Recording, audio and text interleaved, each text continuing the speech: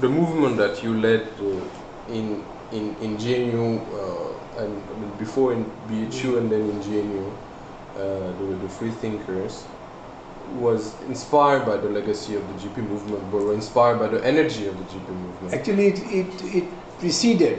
See, JP movement was 74, and I was in JNU between 72 and 74.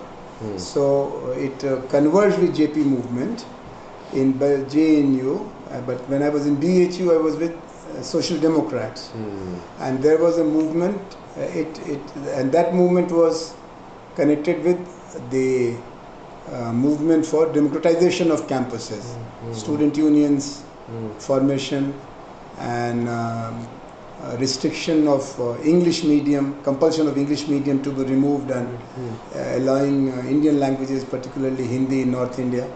So, and that led to the expulsion of me and around 40 more students. That was in 71. Okay. So in BHU. In BHU. So there is a book also in Hindi about student movement in India, which is focusing more on North India, but it connects back with 1920s up to 1980s. What is it? Edited by Shyam Krishna Pandey and Rachna Singh. They are co-authors. I think the volume may be here in Nehru Memorial also. We had organized a book release discussion at GNU with the authors. So they have good details about the situation between 1949-50 up to 1970s. Okay. So such documentations are going to be useful for you. You mentioned when we just met about politics from below and its impact on our politics in which you were involved, and it's funnily I was just skimming through archives. Okay. And it looked like it was a quite popular slogan of free thinkers. Yes. Yes. You saw it. Yeah, I saw it. Okay. So do you think that this kind of slogan or this kind of idea is a good representation of the kind of politics you were leading on campus back in the days? Right. See, there are what you call waves of enchantment and disenchantment. So when my generation, which is 60s, I entered the university in 66. So this was the generation of students which first was attracted to the idea of non-Congress politics, because Congress was in power from 1947 till 65, 67, and they were blamed for the crisis of education and crisis of employment. So the non-Congress alternatives were very attractive from the left, from the right, from other tendencies. But between 67 and 71, non-Congress political parties were given a chance to rule the country at provincial level, coalition governments, non-Congress coalition governments from Punjab to Bengal and Tamil Nadu. And they did not deliver. So we entered into a second disenchantment. And then there was a perception that political parties use us and they are making us agents of their power games. Use students. And of course trade unions and all their wings. They are not sincere because look at their delivery. Gap between promise and performance. So people like us who were very close to the political party structures and were formally related with them, members of them, many of us felt disenchanted. So there was one expression of it in the form of Maoism. They said campus politics is all bourgeois. We must go out of universities and colleges and join the struggles of tribals and landless, etc. The other expression was people like us who said we must create autonomous student bodies so that they genuinely represent politics of the students, for the students and by the students, whatever politics of student power. So it was party power versus student power. Politics from above, because headquarters general secretary calls a unit secretary of SFI or NSCI or ABVP, hey, stop it, I had a talk with the Vice Chancellor, he's a good friend and he's ideologically supporting us, why this nonsense of protest against him? And all of a sudden then there is a withdrawal of the struggle. And on the other hand, we don't care. Who are you to tell us what to do, what not to do? We will go and have a meeting in the night in our hostel, and general body will decide what next, to withdraw action or to intensify actions. It was politics from below. So Free Thinkers was a platform of student activists who were having some experience of organized student wing politics and were disenchanted. And that became very popular because places like JNU or any other place will always have a backdoor,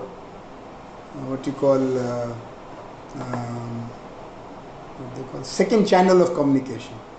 So Vice Chancellor will always keep the politicians in good humor if politicians have some influence among the students. And that was a very dirty and corrupt practice. So it was one very popular slogan for us, politics from below. The image that student politics has in many accounts is that it's a platform for creation of a new leadership, and there's the assumption that student politics is almost always a form of party politics. Was it something that you see? If you look at my, or you can also check it, she can also tell you something similar. If you look at the student activist of your time or my time, see, I started as an activist in '66. And I remained engaged till I became faculty member in 79-80, around 15 years. So if I want to remember where did my friends go of various ideological persuasions, or office bearers who got elected as president, secretary, vice president, joint secretary. So a good number, but not more than 25%, became integrated in formal political structure. They got ticket to contest the election. Some of them became members of parliament, some of them became ministers like Arun Jaitley today, or Sharad Yadav, or Second category, they went into ideological politics. They became intellectual activists. So they became poets, teachers, people of ideas, and once in a while walking the streets in solidarity with workers or women or Dalit or ABC, intellectual activists. So they were not politicians as professional, politics as profession, but it was politics as calling. There is a famous saying that once a communist, always a communist, no matter whether you are party member or not. So that's second category. Third was going into disenchantment, it's all nonsense, waste of time, opportunism, nothing changes. Let me follow my personal dreams, a house and a wife or a husband, money, this and that and that. So they went into professions like law, even teaching, media, business. Fourth was very interesting category which kept on growing in later years, not in my time, but later in 90s and now much more, going into civil society organizations. Amnesty International, Center for Women Development Studies, Center for Science and Environment, Gandhi Peace Foundation, which were doing non-party activities so it went into 4, 5, and fifth was of course total burnout. So I wasted my time, I had a very good friend, he was a sociologist also. He left St. Stephen's College at the time when we were expelled from BHU, and he went into the villages, got caught, punished, etc., tormented, traumatized, returns as a fallen hero. Again, a myth about him. But then he became totally spiritual. 4 hours prayer, morning and evening together, and teaching, nothing else. He wrote a book also, Nihilism, Naxal movement in India, Ravindra Ray. He was a very iconic figure, but he became totally spiritual. Or there was another trend, going from one extreme to another extreme. An RSS man becoming a leftist, or a leftist becoming a Congress or RSS. So it was not that majority of the student activists, because there was also resistance from political parties. Except for CPM, there was great resistance, even CPM also. They thought they were campus recruitment. Prakash and Sitaram, they became general secretaries of CPM. Between them 15 years. But the people who worked through the mass organizations, they said, why did they get this chance? Because they were very well educated. They came from elite families. They could draft English articles and statements. They were good with media. Is this bourgeois politics or is this radical politics? So in BJP, Arun Jaitley, who became finance minister, he was president when I was president in JNU, and we were co-conveners of the action committee during JP movement in Delhi, All India Action Committee. But Arun Jaitley was not allowed to contest even for corporators, city corporation in Delhi, because the party machine was captured by full-time professionals who didn't like the brilliance and popularity of Arun Jaitley. So how he entered parliament? He told me when I returned from America and I decided not to be a whole-time activist and do my duty as citizen as a teacher, earn my bread as a teacher and do my duty as citizen on my own. So I met Arun, I said, what's your future? He said, look, they are rascals. They'll not allow me to enter the political system through process of election. So I am now setting up my practice. They'll all get caught for their corrupt practice and then they'll come to me. I'll defend him in the court of law, and as an obligation, as what you call reciprocity, they will give me some space. And that's how it happened. But who was not giving him space at the time? Khurana, Malhotra, the local established people, they were working for 30 years. They had nothing else to do. They started as party worker, opening the shop and cleaning the floor, and then they became secretary, then corporator, then ministers. And you come straight from the campus and you start from, they were called, people like us were called paratroopers. That they are dropped from the skies by politicians, bigger leaders to block us.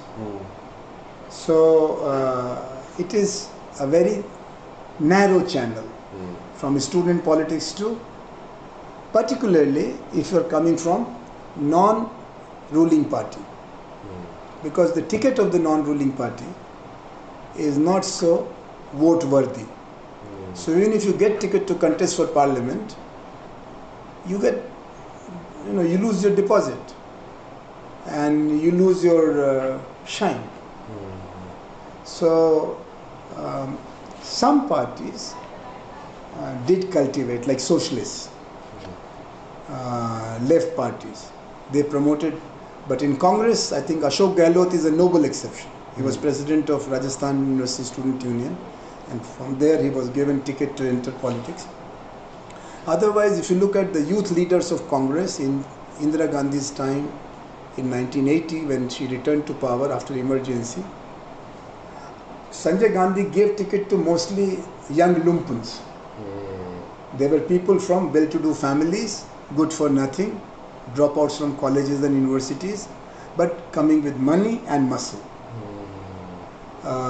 Look at the tickets given by Narendra Modi, Narendra Modi too.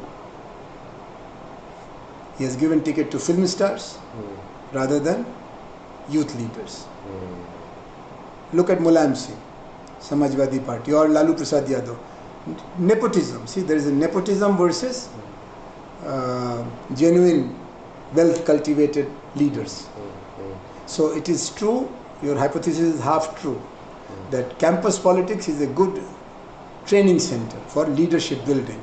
The larger democratic politics is a good place for leadership training, leadership building.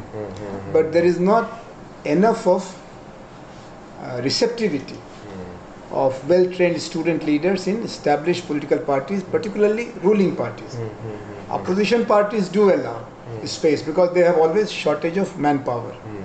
But ruling parties have such a network of vested interests, particularly nepotism, that if you are a bright one, what will happen to my son? So I'll see that you don't get a chance as a party secretary or candidate in assembly and parliament, because those are the channels of leadership positions. But if you make a list from other end of the story, that how many of today's leaders were campus leaders were in the past, then probably you can have a diagram where smaller parties with more student leaders as their faces and bigger parties with less leaders. As I said, in Congress today, out of all these well-known leaders of last 20 years maybe, unless they have been brought from other parties by change of political loyalty, a pure 100% student Congress product as national, one of the national leaders, I think I can see, I may be wrong, but 2 or 3. One is Ashok Gehlot, present Chief Minister of Rajasthan. The other is Ashok Tawar. He was 3 times candidate for president on behalf of NSUI in JNU. He never won. But in 3 years, he cultivated himself enough to first become president of NSUI, National Student Union of India, which is the student wing of Congress, 2 terms, then 2 terms president of Youth Congress. And now he is president of Haryana Congress Party. But he also had a source of hidden strength because he had married the granddaughter of the former president of India, Dr. Shankar Dayal Sharma. So one way he was a student leader, but another way he was son-in-law of one of the top leaders of the Congress Party. But when you look at the other smaller parties, regional parties, you will find that many of them are with student politics background. They were presidents of the major universities or colleges, and from there they became activists. And there were also people who were not necessarily student union office bearers, but student leaders, like movement leaders.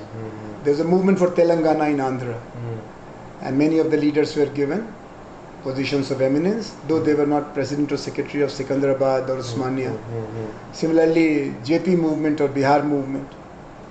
There was only one president of Bihar, Patna University, called Lalu Yadav. But there were at least 2 to 3 dozen people who were given tickets for MLA seat and a dozen for parliament in 77, 78 as a reward for their bravery, sacrifice, militancy. Assam movement, for example. Assam movement was a pure student power manifestation. So, as I said, you have to hypothesize it a little carefully, but there are some very outstanding examples where you made it good in campus culture, and then you made a good transition into state politics and sometimes in national politics. What in the campus culture enables the emergence of political vocations or political attitudes? Why the space of campus has enabled you to cultivate your political mindset? I think this is something which requires very calm thinking. But immediately from the superficial survey of situation, you can say that in Indian democracy, the spaces for public life are very limited, because in the rural society we are by and large organized between panchayat and caste, and in urban society there is very little space for voluntary activism. The culture of literary societies, debating society, theatre group, film society, women association, this is all post-90s. So campus creates a space, Habermas, he has also theorized it, that campuses are one of the very primary spaces of public sphere. Because a few thousand or a few hundred men and women of the same age group, similar sensitivity and capability, they are there. and they have quite a bit of autonomy.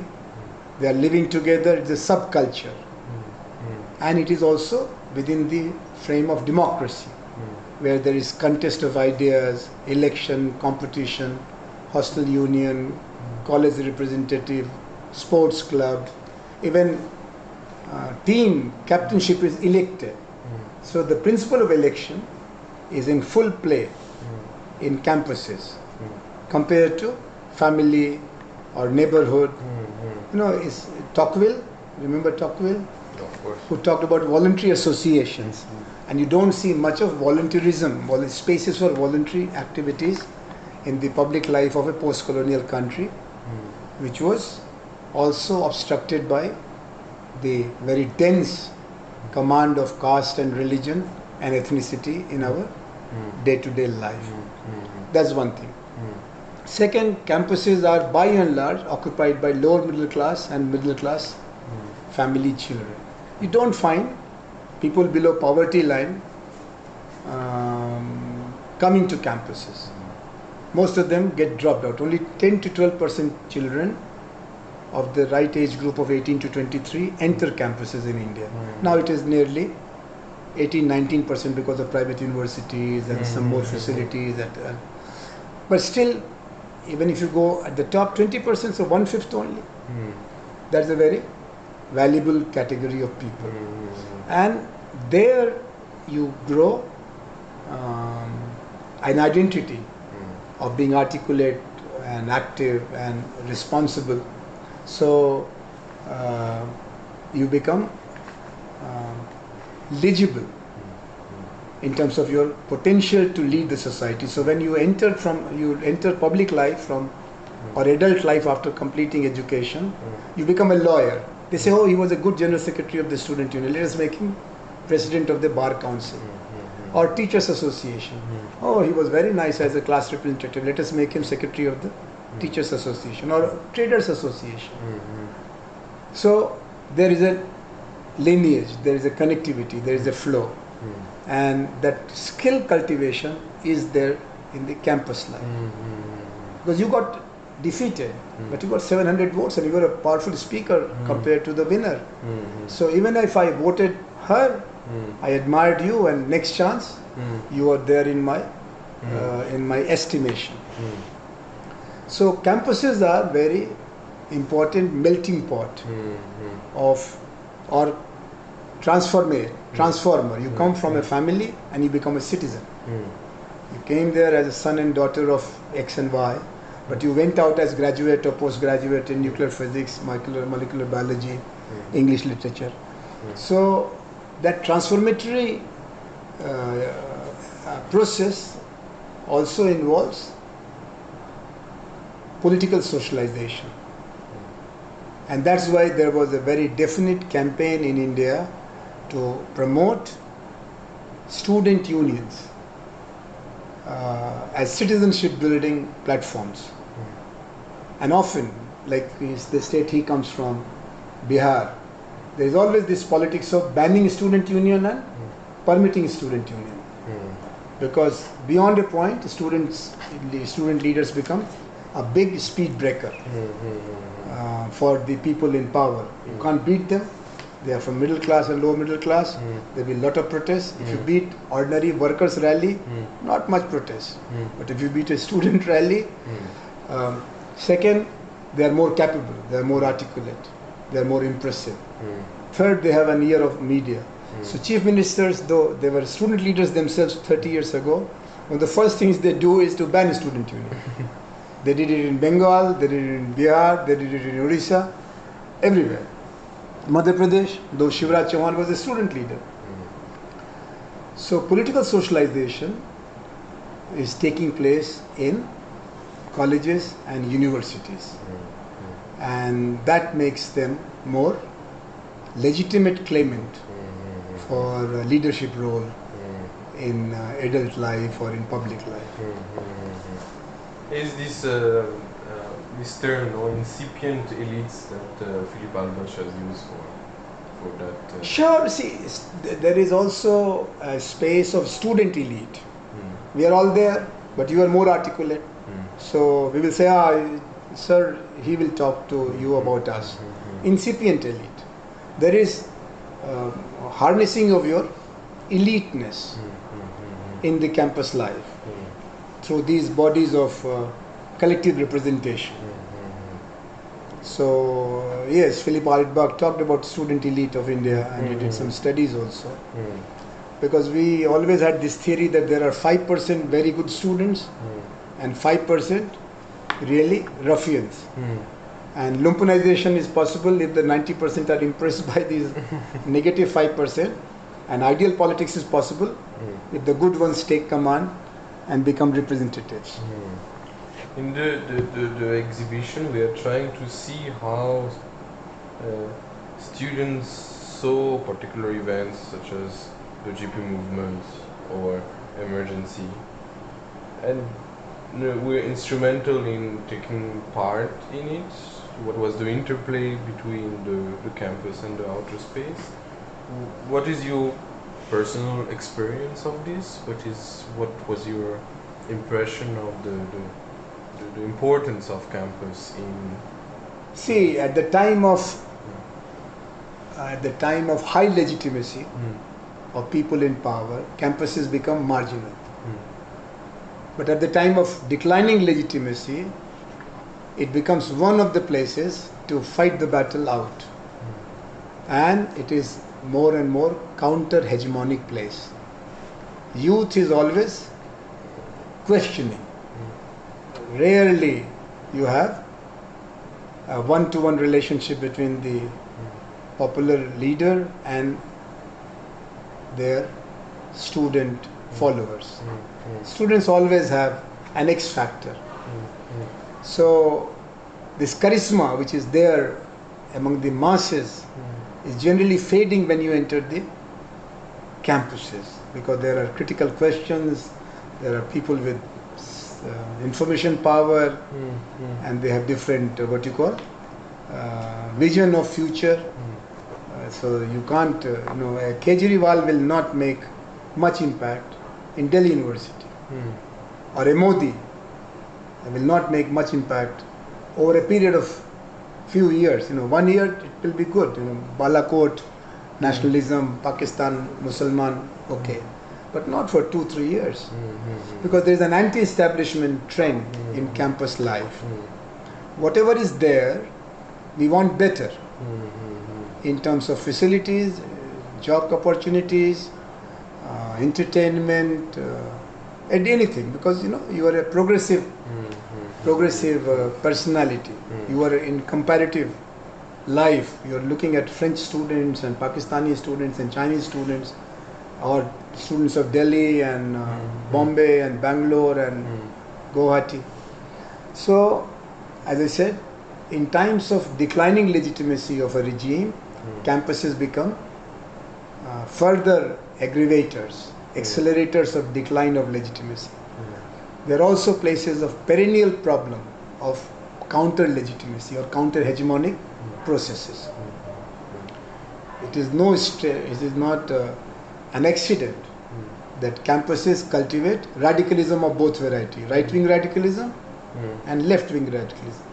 They said that the demand for partition of India, demand for Pakistan, was first cultivated in universities like Aligarh and Hyderabad, and then it became a mass dream. So, for example, corruption-free country is more appealing for students than for ordinary people. Ordinary people say that, look, this has been going on since time of Rama or Jesus Christ. Corruption is part of survival strategy. But a student says, no, rule is a rule. It's written here, it should be followed. So that ideal and practical. There is also, as you suggested, this elite thing, that students and campus teachers are connected with the status of elite. They may not be elite by standard definition, but given the fact that you are in a country of low high education, meaning very limited high education, your being graduate makes you qualified to be an elite in the village. He was the first PhD. So even if he's a very introvert, quiet guy, he is taken as the intellectual cream of the village community. My mother, my sisters did PhD, and my mother was only high school. And then she got married, and then the children came in the way of her education. So for her generation, her daughters are part of the new women elite. So higher education in itself has a very qualifying value in a post-colonial society with low education and low social mobility. We are going to display some material from GP movement and emergency to see how it took place and how it resonates in campus spaces. What was your personal involvement in those two events? How did you? Well, you see, during the emergency, 6 months before the emergency was imposed, I had left for Chicago to do my PhD. But soon I landed there, I could not resist, so I created a group called Indians for Democracy and created a network which tied up with pro-development groups in America, very tiny groups in different campuses. But they were vibrant enough to arrange around 23 or 24 campus meetings of mine all over East Coast, West Coast, Mid East. And then they became a solid group called Indians for Democracy, which remained active in public opinion making and campaigning for end of emergency in India and supporting the political prisoners for all 19 or 21 months. That part was different. I was not in India. So that part is irrelevant for your student exhibition. But pre-emergency, as I told you, I became active in 66, 67. And I was active within the frame of socialists. Lohia was a thinker. He was very iconic, but very misunderstood and very militant. And my activism gradually brought me close to JP also, because JP also became more and more convinced that student unrest is having some potential of transformation. And during the JP movement or Bihar movement, we were one of the first campuses anywhere outside Bihar to rally in support of students much before JP entered the scene. That was 18th March. 18th March there was a rally in Patna for some student demands, and there was firing on students. And 19th March we were protesting in front of the house of Prime Minister Indira Gandhi. And at that time even CPI was part of our alliance. Later on, JP wanted to guide them, and they also invited JP. So then JP organized a very small consultation in Patna, and I was one of the 12, 13 student leaders invited from all over the country. It was a very exclusive consultation for 2 days. And then he made me his representative to visit Haryana and cultivate support in Delhi, because till that time, Jansangh at that time, their student organization beyond Bihar was not in support of any kind of politics. This Vidyarthi Parishad believed in the ideology that the student phase of your life is for character building, for cultivating values and not politics. Politics is all wrong. Party politics is wrong. So even today Vidyarthi Parishad is not formally affiliated and controlled by BJP. They are both affiliated indirectly with RSS, but not with BJP each other. So they were not there, and communists had their own conditions. Socialists were too thin, so people like us who had some visibility were allowed to go or asked to go. So I became his representative. Then I created a Delhi forum. So these were 3-4 layers of engagement. Then he organized an All India conference. By the time I had become president of JNU Student Union, defeating our friend Prakash Karat, who was president of SFI, All India president. So I became a little more iconic. Then there was an All India coordination committee formed out of that conference, and Jayaprakash Narayanji made Arun Jaitley and me as the 2 co-conveners, though it was very disbalanced relation. He was representing 80,000 students, and my university had at best 800 students. but I had my background of Arun Jaitley was representing ABVP, Delhi University student union. He was president of the Delhi University student union. Anyway, so I became closer and closer to JP and the struggle, and I was one of the bridge builders, negotiating, bringing people together. I brought in a lot of communist leaders, communist activists into our fold, and socialists were also not very convinced. They were divided. There were two groups.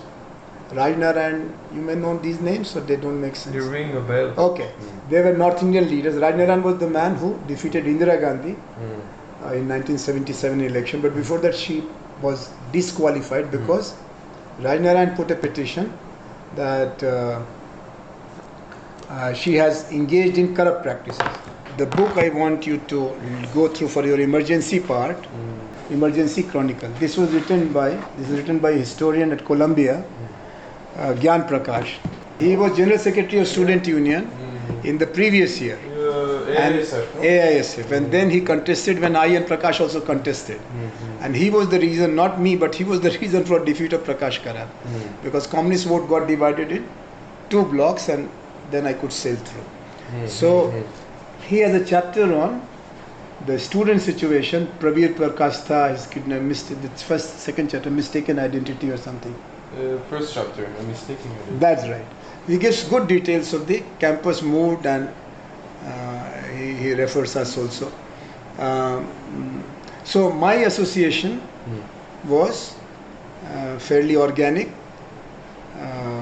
because JP had given us a call to decide not for sporadic engagement but come out of the colleges for at least 1 year and be engaged systematically, train yourself, and not brickbatting, violence, sporadic violence, burning a bus, beating a constable, going to jail for a day or two. No, don't do it.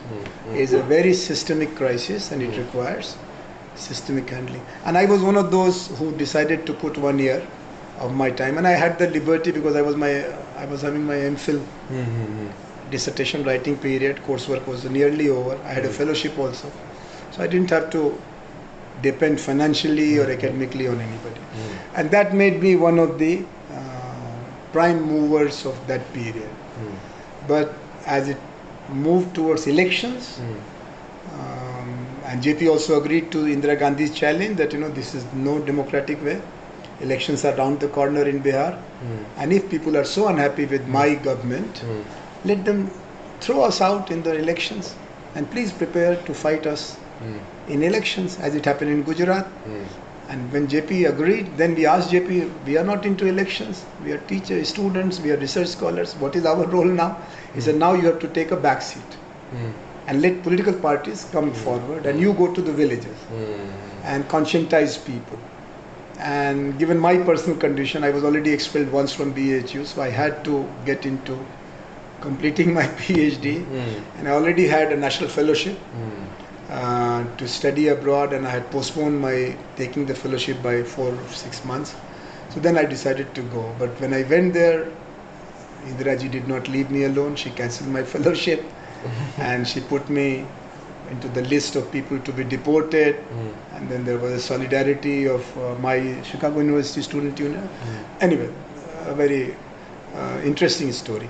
So for 19 months I was without a penny, so I used to work as part-time attendant, guard, peon, bearer to meet my room rent. And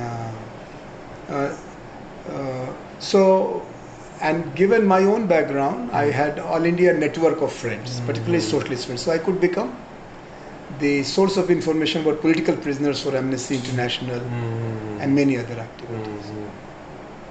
When I was put under the microscopic surveillance, then a statement was also made by very eminent intellectuals of America in my support that this is totally uncalled for. What a petty student can do, and you are treating him as an enemy of the state.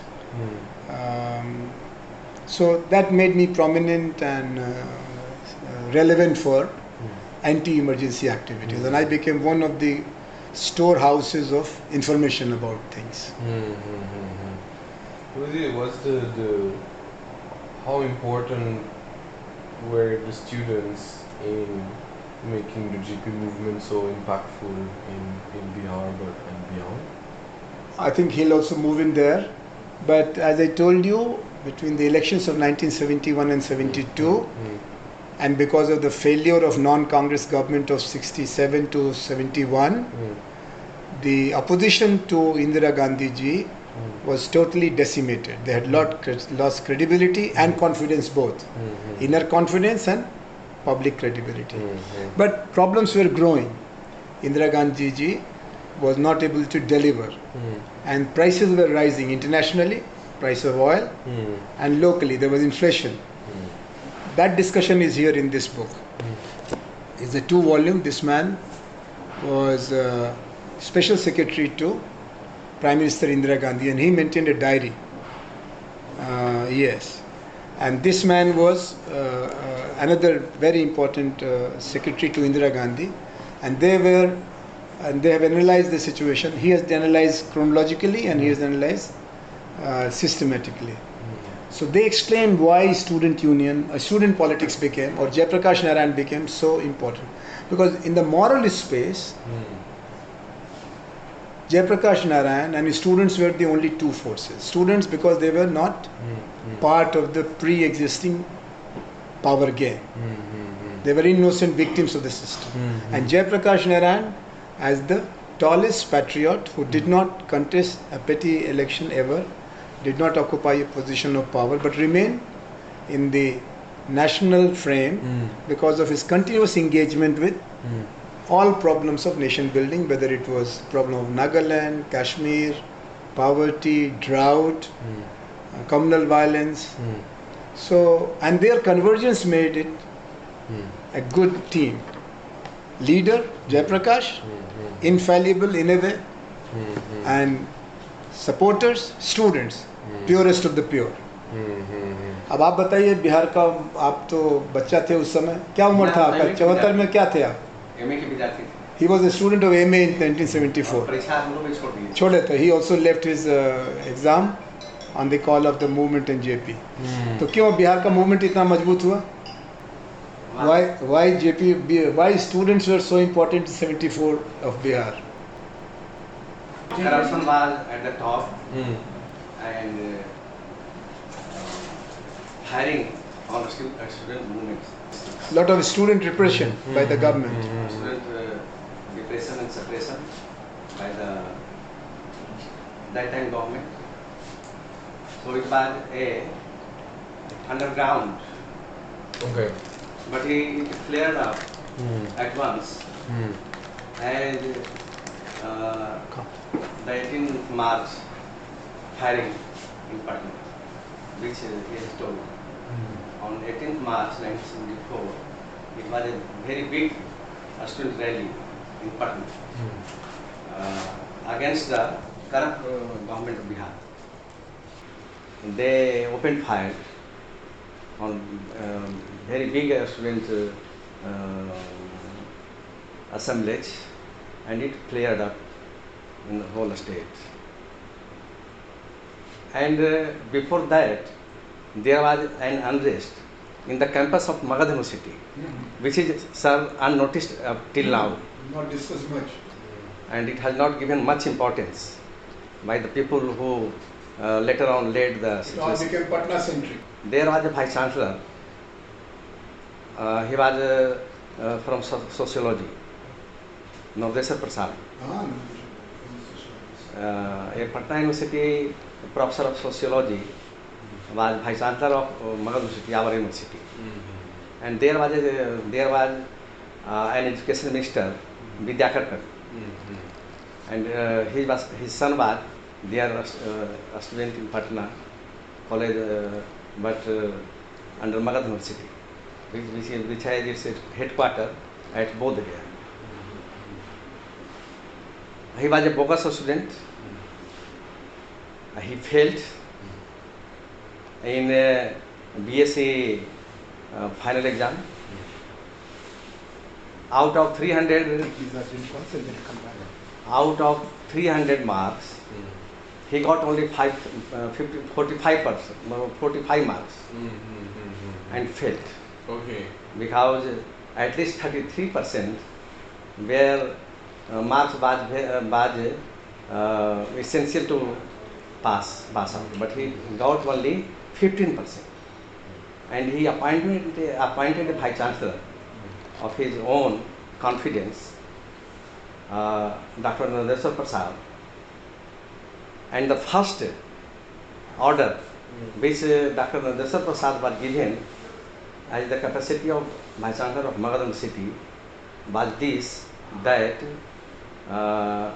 15% will be allotted grace marks only to pass that boy, son of the then education minister, Vidyakar Kavi, Congress leader. But it was not generalized. The grace was not generalized. It was allotted only to that stream which he belongs. Okay. Only that stream, physics. In physics, 15% grace marks was given to make that boy pass. And he put the fight in a very closed door. But slowly, and there was a student's demand. I was a student of that batch only, and I got first class first in BA Geography honors, and went to do my MA in Geography in Magadha University. But most of our friends were failed, and they were the university was very big. Now it had 4 universities. It has been divided now presently in 4 universities. That was a very big university, the biggest university of the Bihar state, and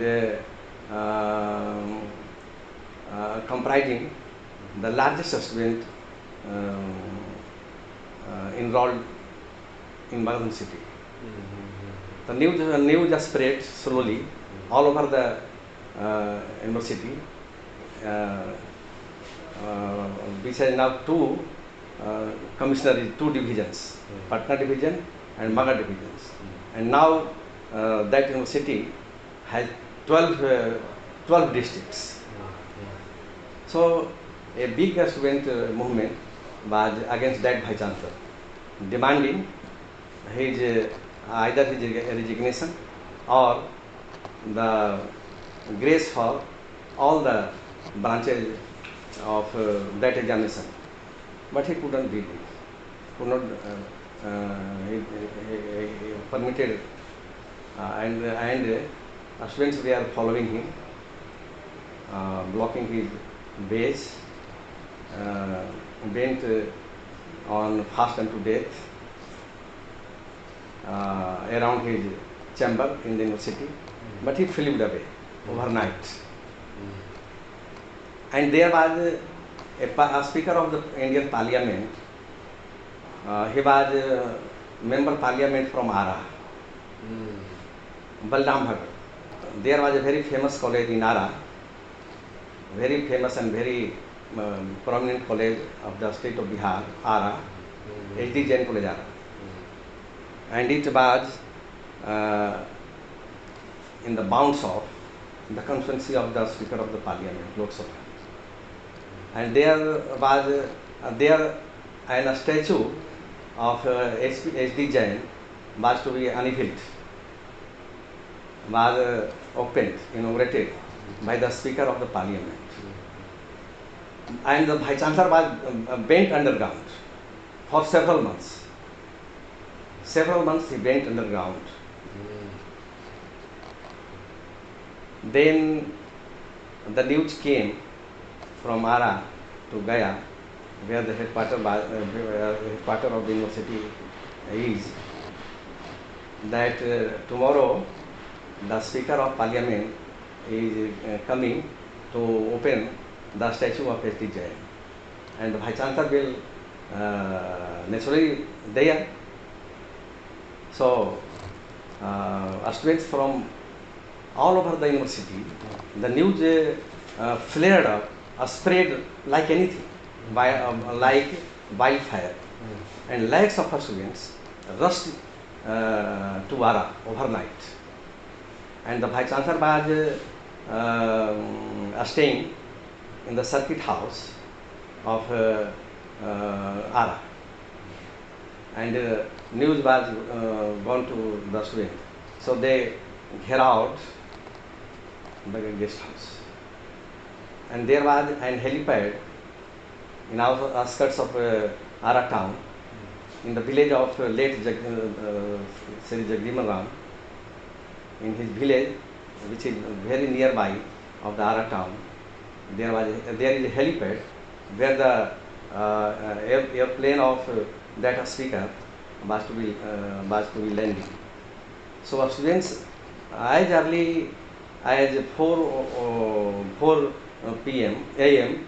they get out the helipad, and as soon as the plane landed there, they came out of height and assembled there.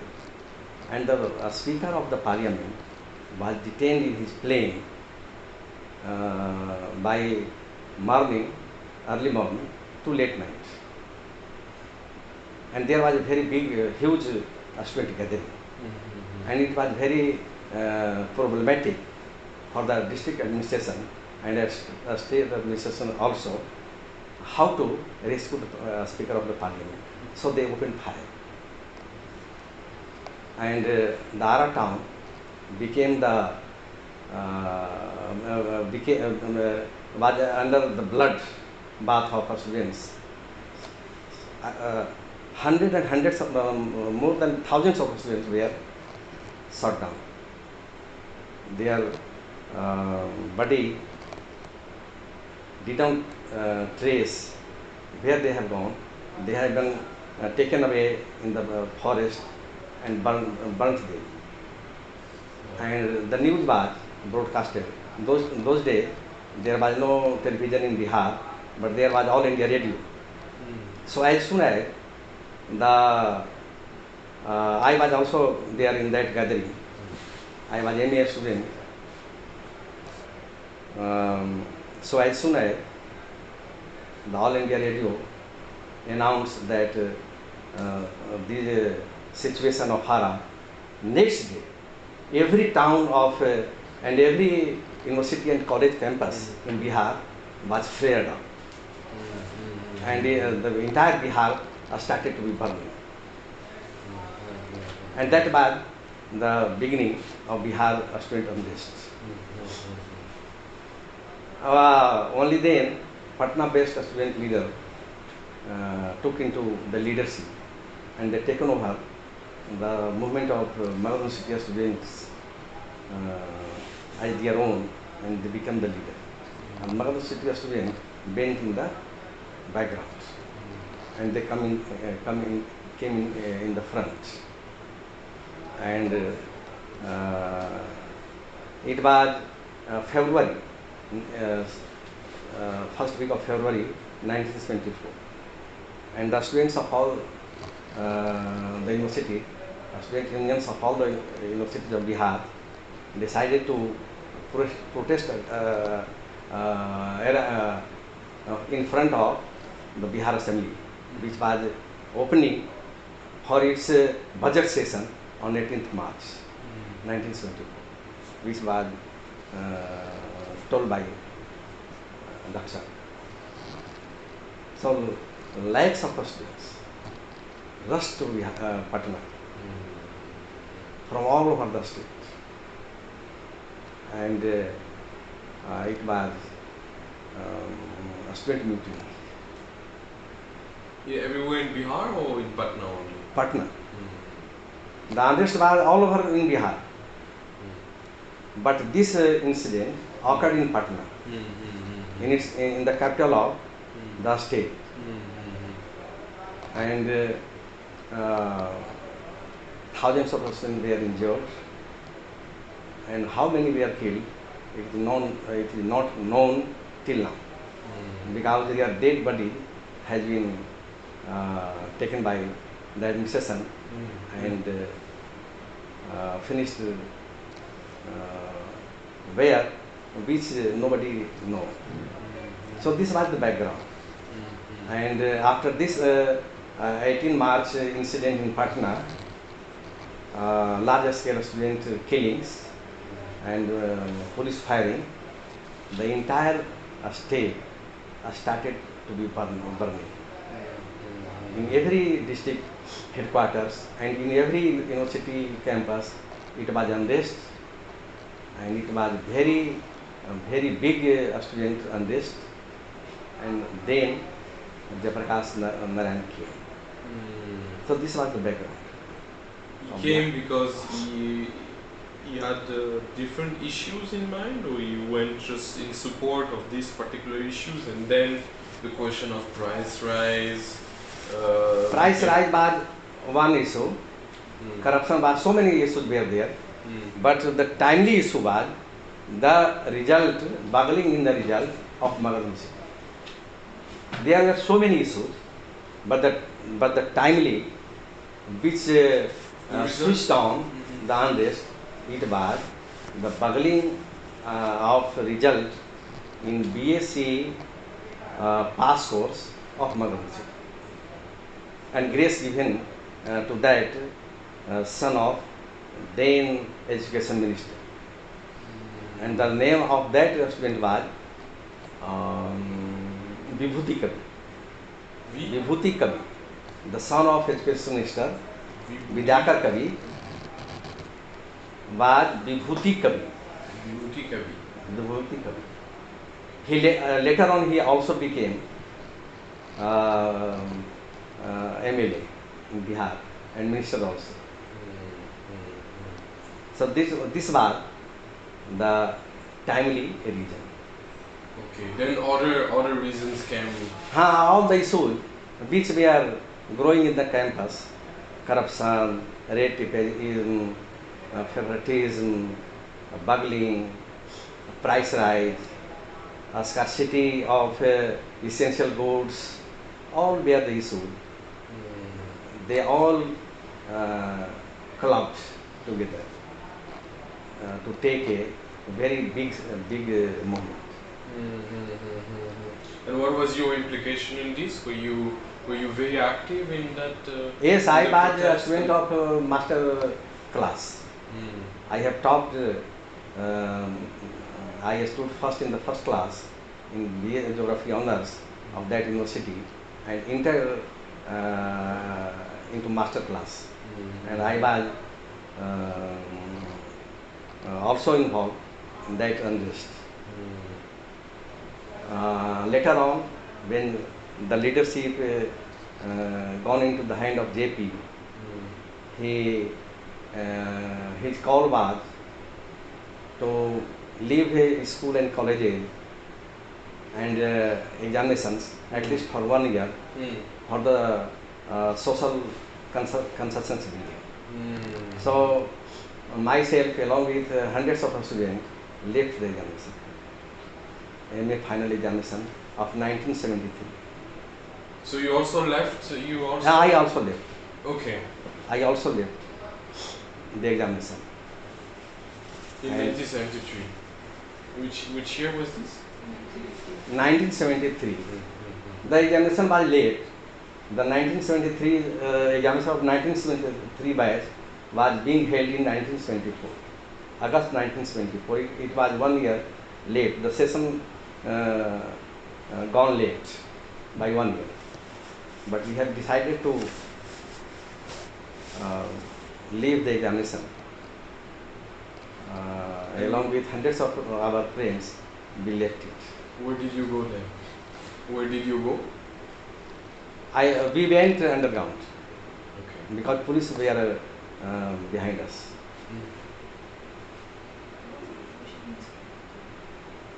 And you what kind of activities, how your role of a student could help in your underground activities? What did you do during that year? Our students were organizing meetings, underground meetings, underground canvassing and linking people, the commoners, to the movement. Students, we are organizing very small meetings because everywhere there was curfew in Gaya. We were in Gaya that time. So you went to Gaya? Yes. Our university headquarters is in Gaya. Both Gaya. In both Gaya, okay. Wow.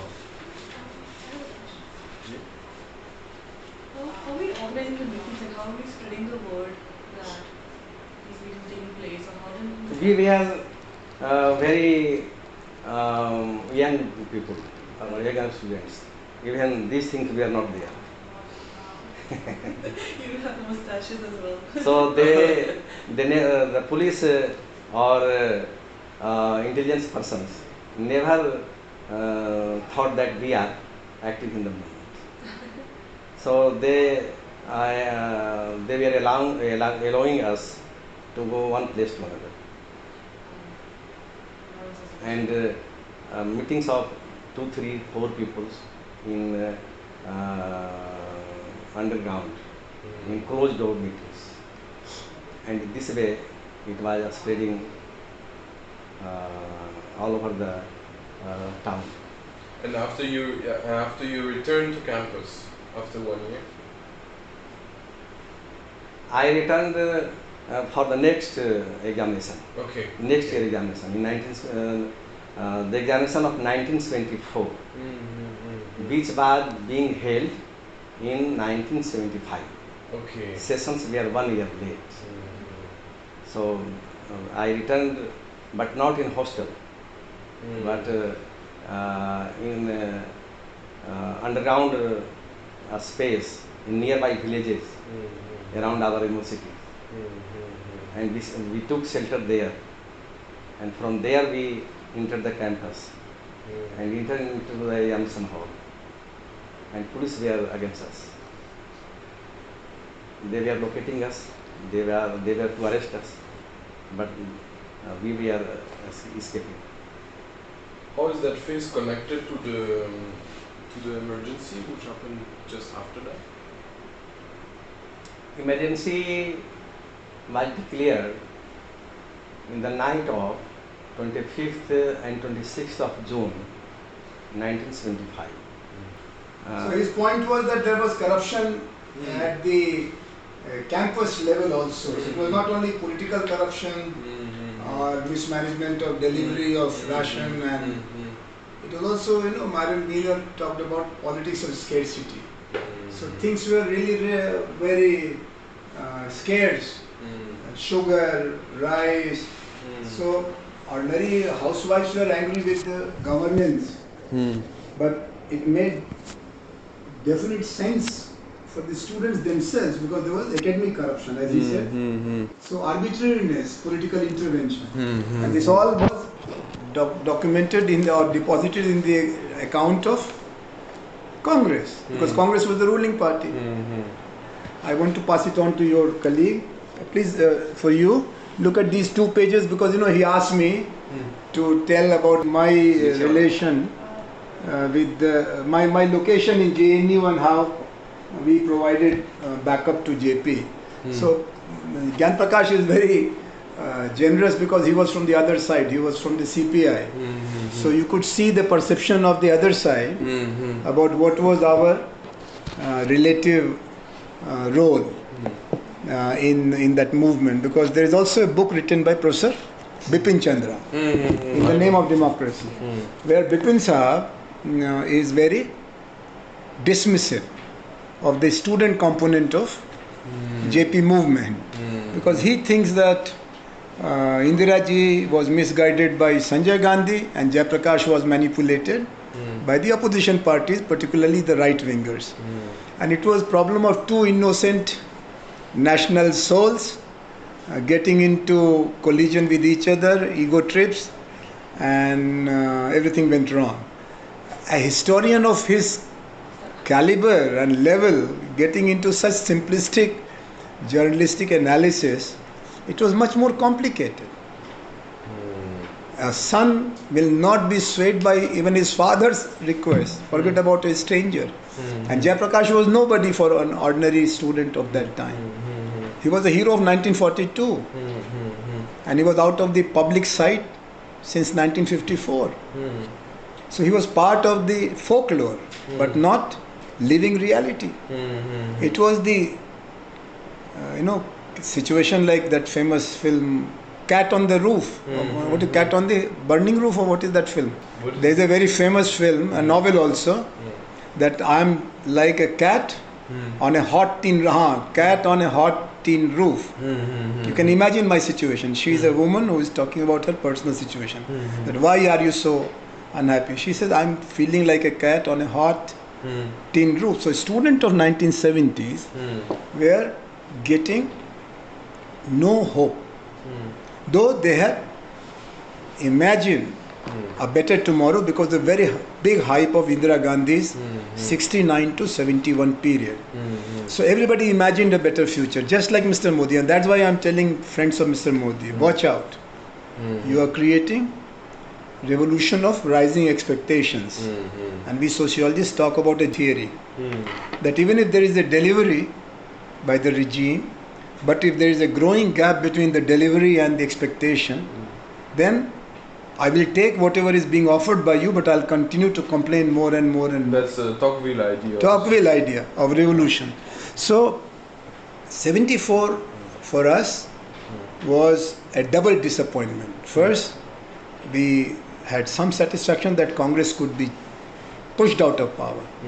But we got double frustration because the people who came on our shoulders, or at least with our solidarity, did not deliver. So where do we go now? So we became non-party. That slogan of politics from below. And Jayaprakash was the ultimate non-party national leader of his time.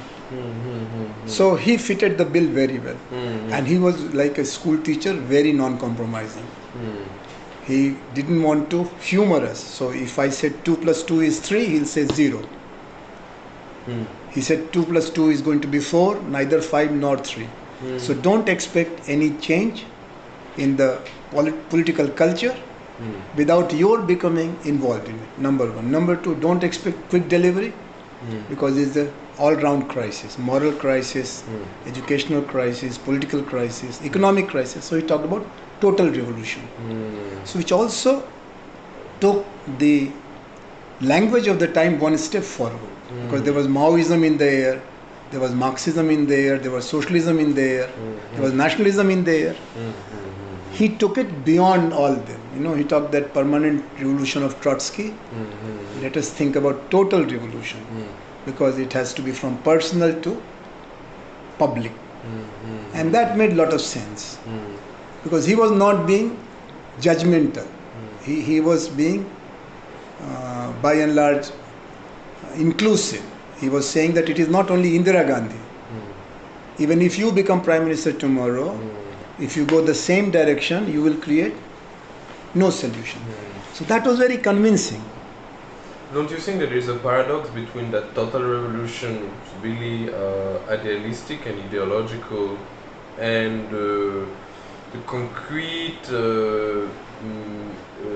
issue-based needs and 100%. There is always a gap between utopia and reality. But there is always role of utopia. No? Why are you working so hard? You have an imagined future of 5 years, 10 years, 20 years down the line. 20 years down the line, your friends will guarantee you that much of your imagined future is not going to be there. And you say, let us wait for 20 years and then we'll meet again and we'll catch up with each other over a cup of coffee. Same was there. That youth is always a bit utopian. But as I said, middle class people or daily wage earners are not so utopian. They say, look, life is a mix of good and bad. Politics is a mix of opportunists and idealists. But for a school student or a fresh graduate who is reading only Marx, Gandhi, Lenin, Martin Luther, Mao Zedong, no. Great people have changed the world.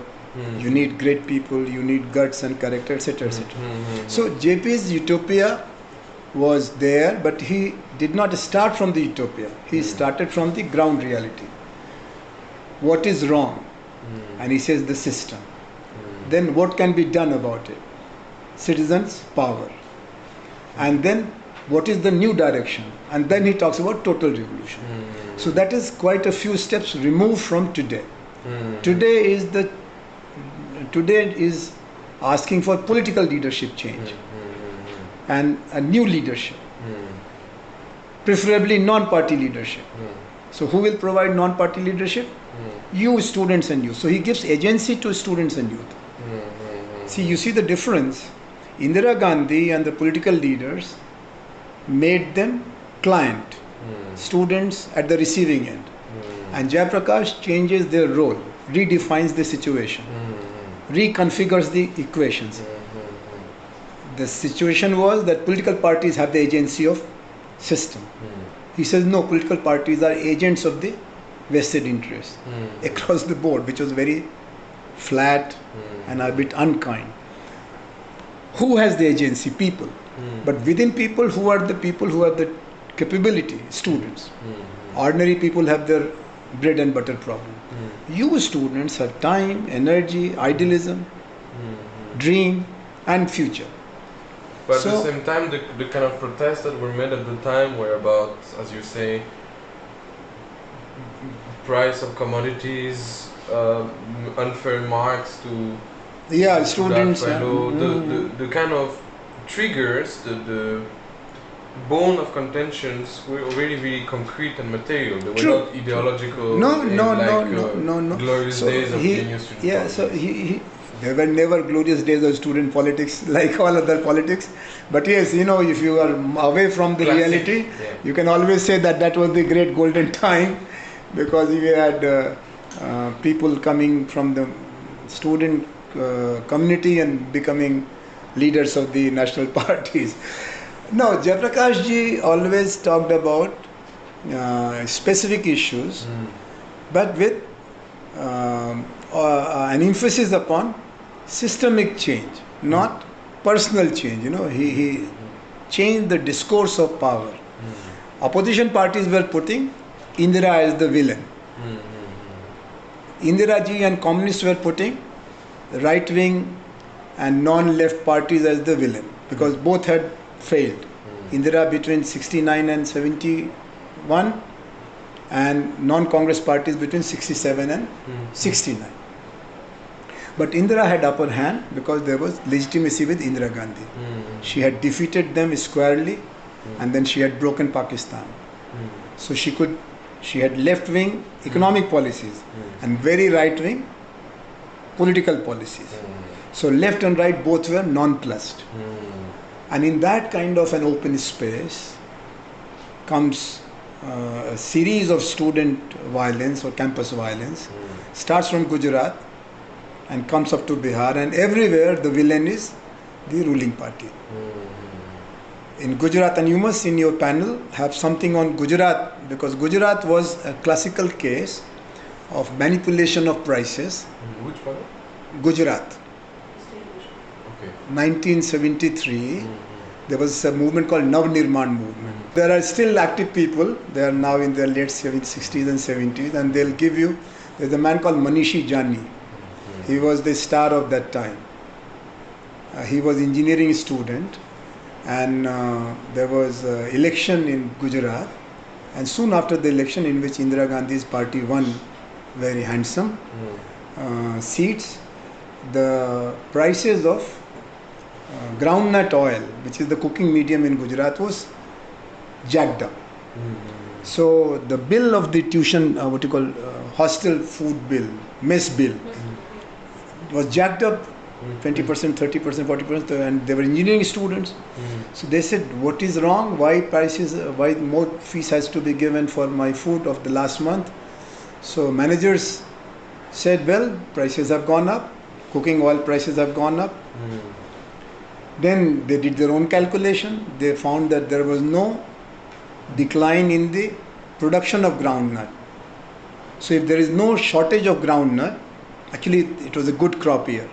So at least, if not going down, prices should remain where they were last year. Then they found the secret that the man, chief minister, his name was Chimanbhai Patel, he had collected a lot of money from the groundnut oil lobby for financing his elections. So after the elections were through and opposition was decimated, he gave them signal to jack up the prices.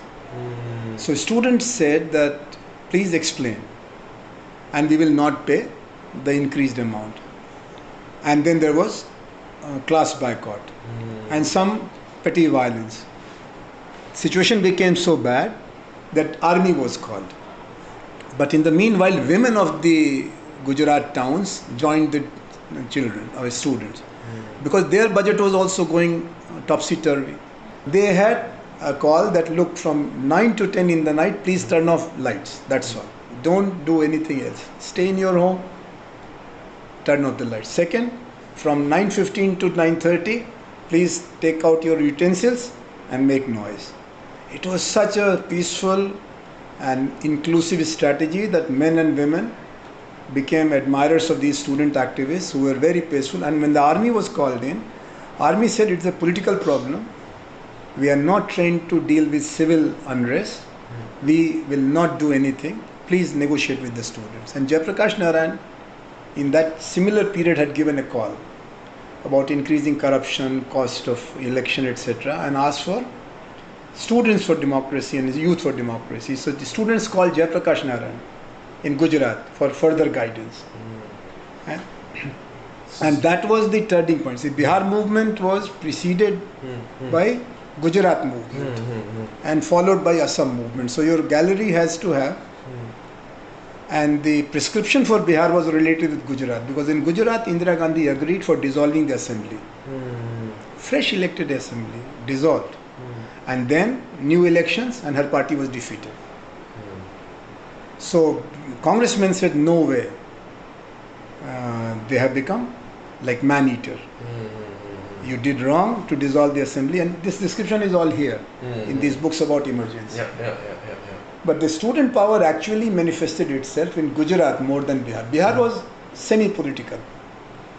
The leadership of Bihar students was affiliated with various political parties, Socialist, Jan Sangh, Old Congress. Gujarat was totally non-political. And they were also not social science students who are generally more sensitive. They were engineering students. But they caught the politicians with their hand in the till. And they had mass support.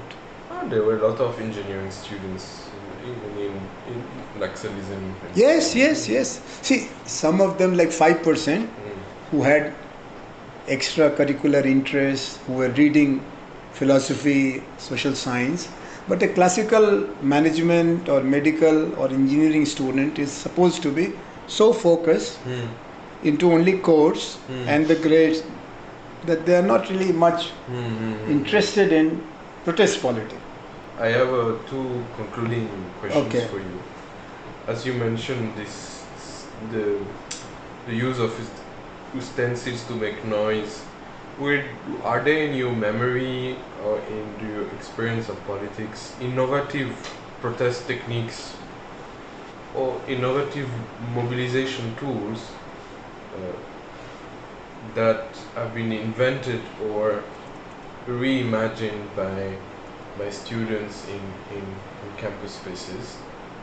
See, there is a relationship between orthodox organizations and their limit to imagination, and innovative organizations and therefore their inclination, imperative for imagination. So, for example, free thinkers, we were facing a very classical organization of SFI, AISF, the communist students, and they had their tradition of 40-50 years of organizing. So we had to imagine our way. So we created things like wallpaper, wall newspaper. So it will be a weekly thing, half a wall with good calligraphy, some cartoon, some news item, some humor. And it was so popular that then SFI had to also create their own wall newspaper. Pasted on the wall. Pasted on the outside the dining hall. So you are waiting for your chance to come, pick up your plate or wash your hand, quickly glance, and then you go away. And it was good enough for just 5 or 7 minutes of glancing. But then it will become talk of the campus, in the library, dormitory, here, there. Similarly, there were creative posters. The poster culture of JNU partly belongs to the innovative initiatives of very artistic free thinkers. One of them was very famous. He became later editor of one of the very popular Kannada science magazine, Nagesh Hegde. He was an artist. He'll have his bottles of beer, and then he'll get into a high level of consciousness, and he'll make beautiful, well drawn posters, caricatures. Then there was pamphlet culture, where you have an episode and letter to editor. We were born on the basis of a letter to editor. It was titled Birth of an Ass. In the campus, we heard one fine morning that All India Student Federation and Student Federation of India have created a united platform. So one of our very creative colleagues wrote a letter to the editor, Statesman, and he titled it Birth of an Ass, and that's how it was published. And then next day morning, we all became known about this satire, and then somebody photocopied it and circulated. And then the left-wing students had to respond. And sometimes we were also at the receiving end. It was not that they were always the butt of the joke. Free thinkers were also, because they'll make we still remember a popular cartoon. They made a sketch of a person, which is everything is okay except that the top of the head is open. And they wrote there with an arrow mark, free thinkers, meaning that they have nothing here to organize their thoughts, they are all free. So it was a sense of humor and mature. And then someday in their newspaper, I remember, they quoted from Karl Marx, Capital, Das Kapital, some page, volume 2 or volume 3, where he has criticized free thinkers. There was a movement in Europe in that time, 19th century Europe, they called themselves free thinkers. And Marx had condemned them as immature visionaries. So they wrote like this. So next day free thinkers had to reply that we don't belong to that genealogy, but you two certainly belong to that genealogy, which failed revolution again and again and again, till they discovered Stalin and Mao. So it was nothing frivolous. And the other thing was to explore new spaces. So there was the problem of film club. There was a film club in JNU, and it was only Russian films. Or Cuban films. And they were good films, but too much of Russia and Cuba. So there was a new parallel film club, which got new wave cinema of Hindi, Kannada, Malayalam. And so from cosmopolitan we became rather ethnic, but ethnic with humanist core. Cricket club. There was a debate about what is the character of cricket. Is it a colonial game, bourgeois game? And should we play only football and volleyball, which is play game of the masses? And cricket is next to religion in India, and it was there in those years also. And we all played cricket. I played cricket, many others. It's a must game there. So, and many of us were radicals also. It's true that cricket is a bourgeois and colonial game, but in West Indies it's a very emancipatory game.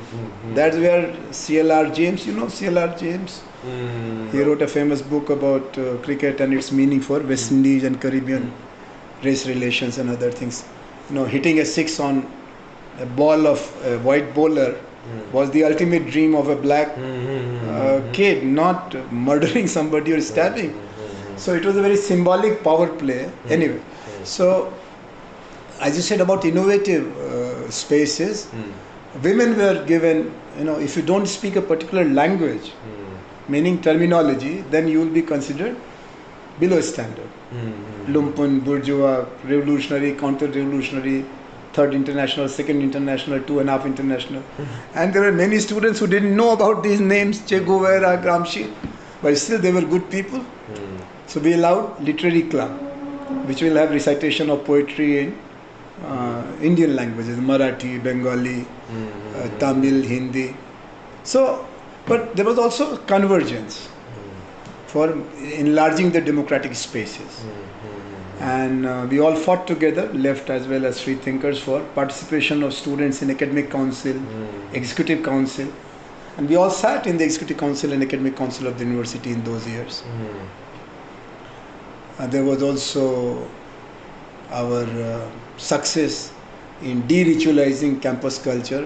There used to be a lot of focus on annual convocations. They'll invite a minister, preferably chief minister, prime minister, and they'll make boring speech of lies for hour, half an hour, spending a lot of money, and students feeling more frustrated. So we said that we will not allow any politician or any minister to come as the chief guest of convocation. And then the administration trumped us. They said, fine, we agree, no politician, no minister, but please agree for convocation. We said, but we want our approval for the chief guest. And then they thought it through. And they thought of Balraj Sahni, who was a communist, who was a radical, who was a migrant, and he was a teacher at Shantiniketan. You couldn't find any fault with Balraj Sahni. So we had to agree. And then we had to put our, again, nuisance value into play. We said, well, that's all okay. Vice Chancellor will sit as your representative. Our president will sit as our representative, because we are two different categories of people. We are oppressed by you. And president of union will have to be given 15 minutes to make our perspective presented there. And they allowed it. They allowed it. So it was drafted by Prakash Kara, J.R.S. Banaji, me and many others, and the president of that time, he was a non-Congress support, primarily a left person from Kerala, read it out. But he did not read the approved draft. We made another draft which was not shown to the authorities. So authorities felt quite let down and they said nothing to it. So since 1973 there has been never any convocation in JNU. About this, just the anecdote you told, just tell how much students had something to say in the organization of the political, the cultural and the mundane life of the campus, and how political socialization was a structuring element in the organization of life and of political self-transformations of students.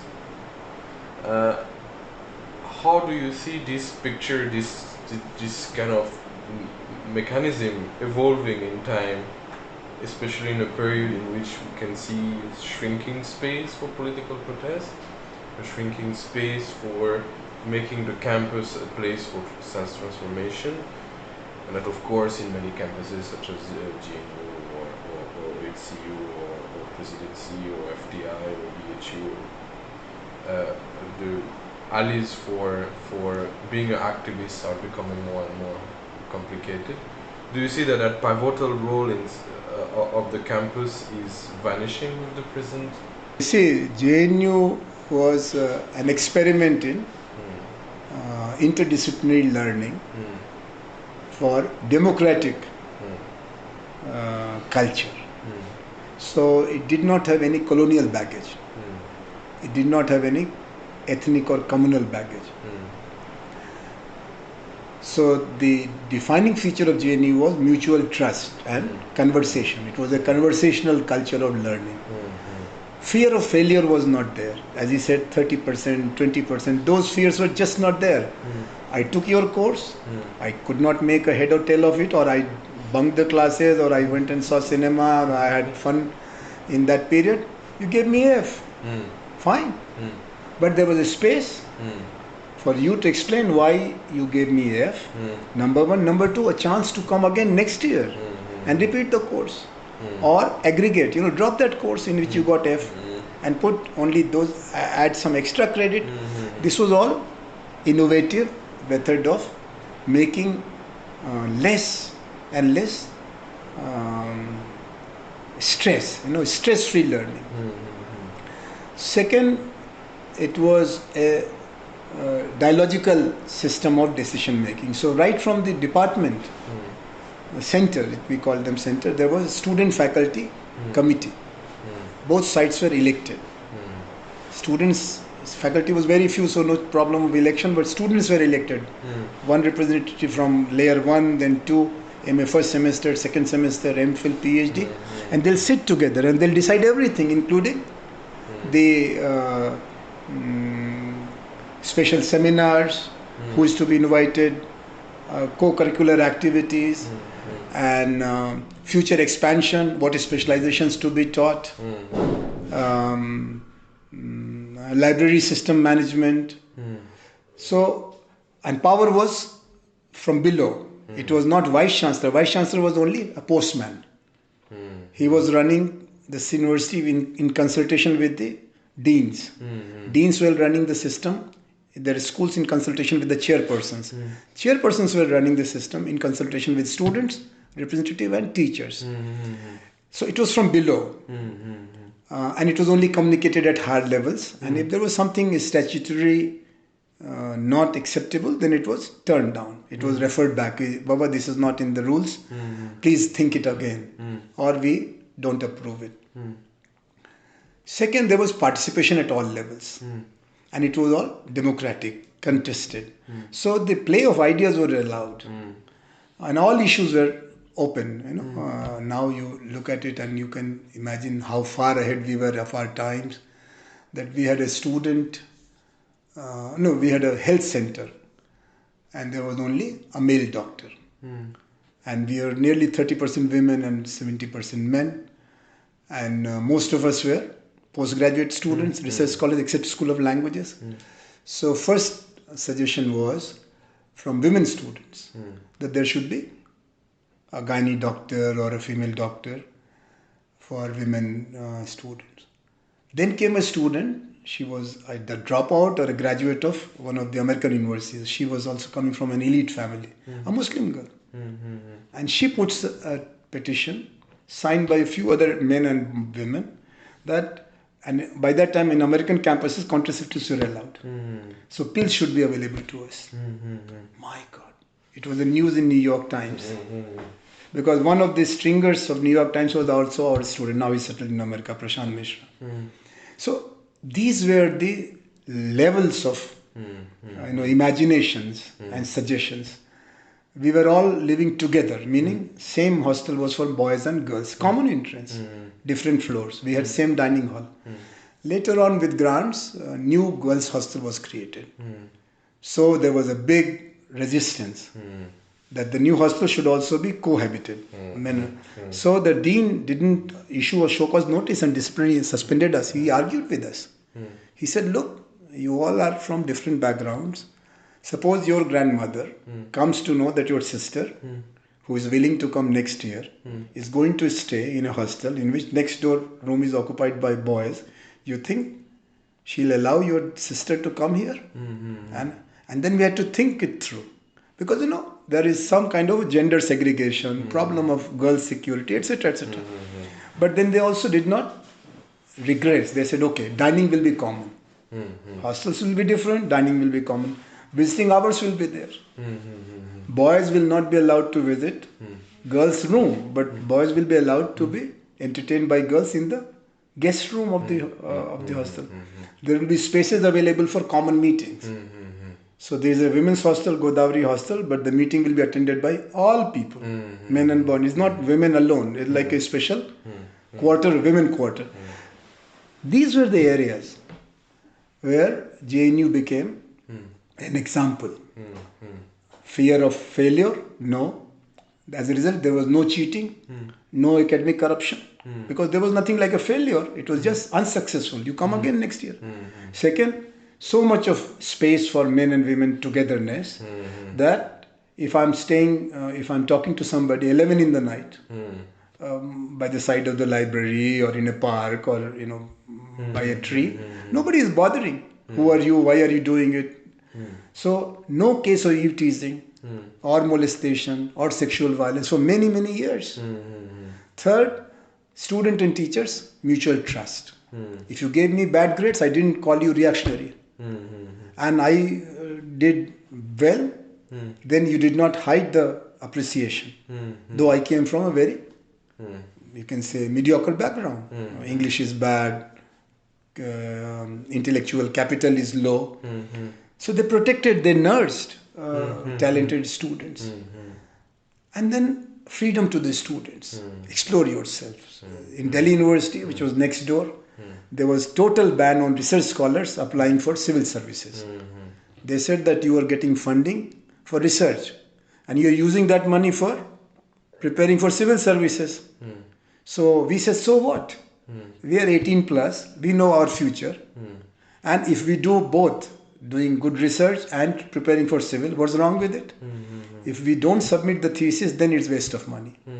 But if we stretch ourselves, we don't sleep 8 hours a day, we sleep only 6 hours. After the class, we go to coaching institute, what's wrong? And our teacher said, nothing wrong. You are mature, you are adult, and you are taking responsibility of your life. But we will not issue a certificate unless you submit the thesis. So there were many cases where people went. The classical case of a student, he had to do 16 courses. He did 15. In all, he got A. Nothing else but A. By the time 16th test was there, it clashed with his interview of civil services, and he wanted to become IPS, IAS. He went. He did not take the exam. He went. So he got only 15 as Manoj Srivastava. His record is still incomplete. He still repent. Later on, he went to PhD and did his did a few good books as a government bureaucrat, but we did not give him a degree. तुमने काम नहीं किया, so you don't get degree. You may be outstanding student, genius, so what? So JNU became a space for academic innovations, new syllabus, new courses, handwritten notes. There was no book available, and course had to be introduced, and it was banned in Delhi University. And they discuss it here. Partition, gender issues, caste issues, capitalism, communism, revolution. So students' energy was channelized into creative ways for academic reforms, because that was much pending. And students also went an extra mile. That if the books are not available, we'll go by magazine and journal articles. We used to go in summer chasing a silly article in a silly magazine in IIPA library or Ratan Tata library, because not available here. So that participatory learning was the sense of student politics, and there was no fear of others, the other ideas, the other perspectives. I think there was also least concern about career. I don't care. What is your future? You are doing this. And for example, my teacher, supervisor asked me, you are busy with JP movement, who will write your dissertation? And I said, this is more important for me today, to go and attend the rally or go and take the message around, than to submit my chapter. Please give me some more time. So that was another carefree atmosphere, because ambitions were not so personalized. They were more collective. Helping each other also was also a big output, what you call fallout of this kind of democratic culture. And of course, it was mixing of people across classes, ethnic groups, subject disciplines. And this all was energized by student politics. Leaders were very vigilant about possibility of, even tiny possibility of your discrimination. Do you think there is a role for generations of students trained in campus spaces in the current saffronization of India? See, saffronization of India is related with Many things. I have been studying globalization. There is a culture of globalization where the idea of nation state is continuously diminishing. It is not eliminated. Your identity is getting more and more connected with your caste, your religion, your language. Because these are three domains. In case of Europe, race. In case of South Asia, caste. Gender also plays an important role, but gender still is a universal principle of identity, discrimination, opportunity, solidarity. As the political barriers are down, these are the only zones of defense. And therefore there is disenchantment with modernization because it has led you to a very hierarchized system of global community. Secularization is neither here nor there. It doesn't help in defining your identity.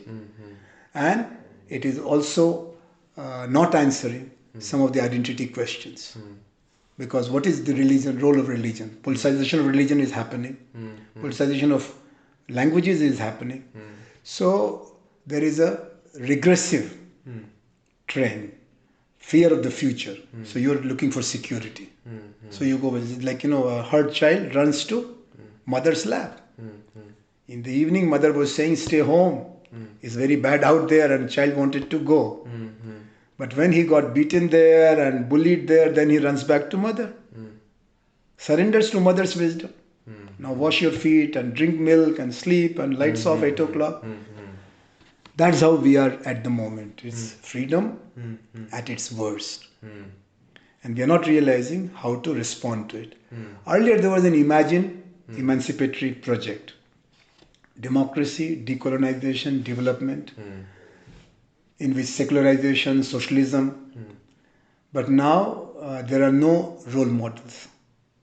There was discussion about Vietnam, there was discussion about Cambodia, there was discussion about Soviet Union, China.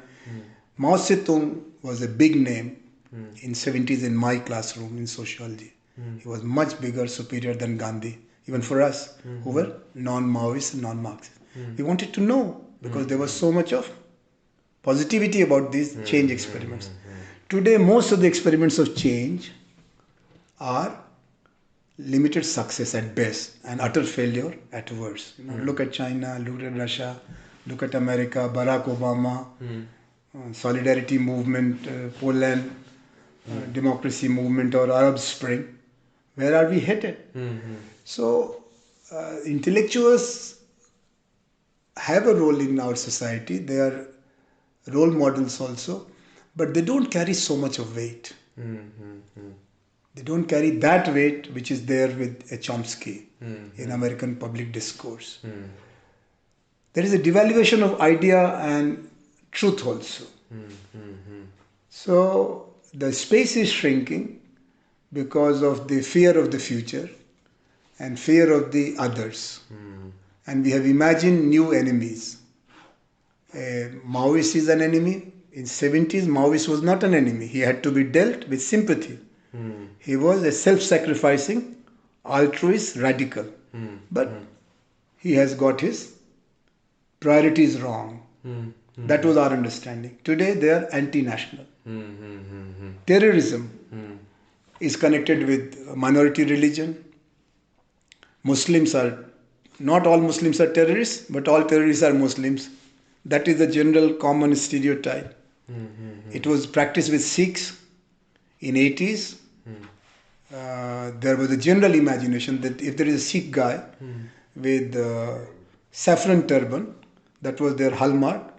Please take out your family from the bus or train. There is a Khalistani there.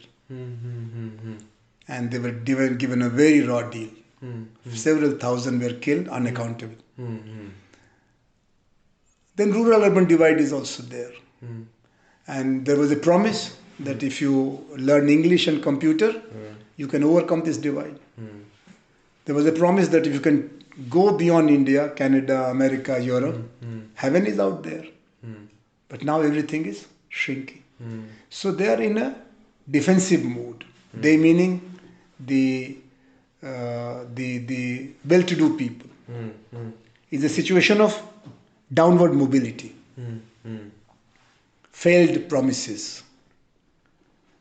So saffronization is now compared to Islamic fundamentalism, Sikh or Christian fundamentalism, where culture and religion are used as the shield against all these anxieties. I'm a Hindu, I'm a Muslim, at least that's there. And that is a very flimsy shield. It doesn't help. Domestic violence is not going down. Fear of violence for children and women and old is not going down. Crime is not going down. Only thing which is going down is the occurrence of Hindu-Muslim violence. Communal rights are going down because there is a marginalization.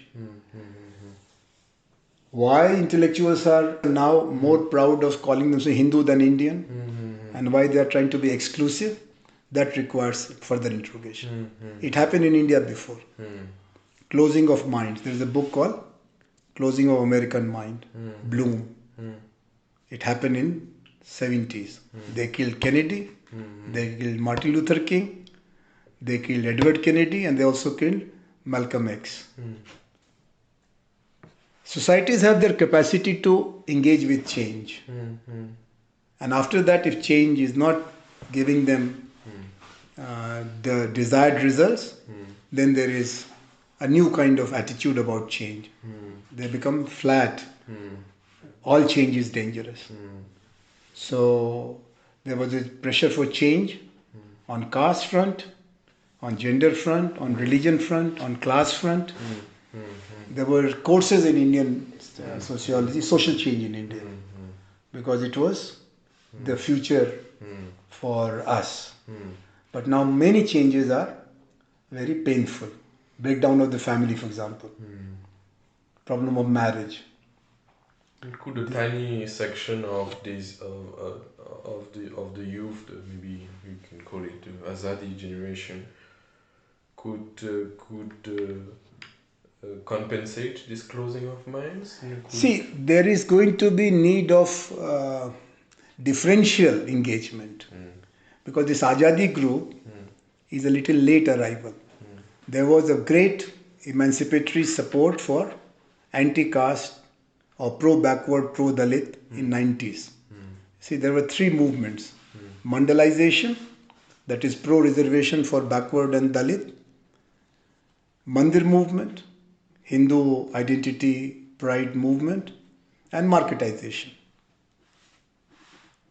So Azadi group is depending on the goodwill of progressive element of Indian society and culture. Because there is a legitimacy against caste, against gender discrimination, against communalism. Nobody can openly defend caste or sexual, discrimination against women or communal politics. But there is a fear of the educated women for the educated men. Oh, they are there. They are taking all the grades, they are taking all the jobs, and they are taking now in politics also. Half a dozen top leaders are in the list of future Prime Minister of India, and most of them are women. So this fear of competition, if I have two mobile and if you want to borrow one from me, that's okay. But if I have only one and you have got an order from the family that no, being younger or brighter, you deserve to have it, then what is my response? I revolt against it. I resist it.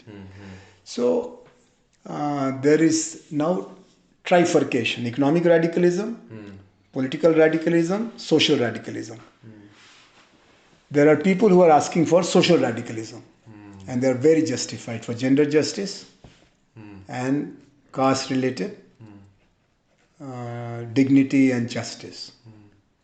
The Dalits, the most backward caste people, the women movement. But they are not connected with political radicalism. They are not asking for political reform. Women are asking for reservation within the same parliamentary system. They said that you men have lost the game. Give us 30% in this structure and we'll make the difference. So there is not much of interest of women movement in political reform or Dalit movement in political reform. Dalits say that we have 15% reservation today. And it was never in 5,000 years memory of Indians that anywhere and everywhere 15% spaces are available, which is close to our population ratio. So political reform is a middle class fad. We can make the gain. You give us the chance. Muslims, not for much political reform. Then there is pressure for political reform, federalization, decentralization, give more power to village government, micro-democracy, which was started by Rajiv Gandhi, 73rd and 74th Amendment. And there is much progress there because 50% space is given to women there. Now, there are several lakh women who are micro leaders of the country because reservation is playing very good, playing out very well. But this political radicalism is not getting response from peasant movement, which is asking for economic radicalism, better price policy, economic justice to peasants, economic justice to small and medium enterprise. So earlier there was harmony and convergence of economic, social and political change and for a blueprint around egalitarian empowerment, the idea of social, economic and political justice, which is part of our preamble. Now there is struggle for justice, but the people in social justice are not interested in political justice and economic justice and vice versa. So, and on the other hand, there is a very composite group of corporate, which is saying that you are only one. It's your talent, your work, your income which counts. Forget about all these collective imaginations. And we are here. We are global players. We can make the difference. Give us some space. And it has been going on for 30 years now. And for a while there was some result also. If you go to now in Gurgaon and Noida, if you go around 10 or 12 in the night shift changes of what is BPOs. And strange girls and boys are walking out from there. You can make out that they are not from northern India. They have come from all over. You go to Bangalore, schools and colleges are full of these young kids from northeast, from deep north, in Bangalore, in Hyderabad. So there was some opening. The middle class was growing. And that made him or her, who is the last in the queue, hope that one day, like escalator effect, if you have reached top, I'll also reach the top. All of a sudden it has collapsed.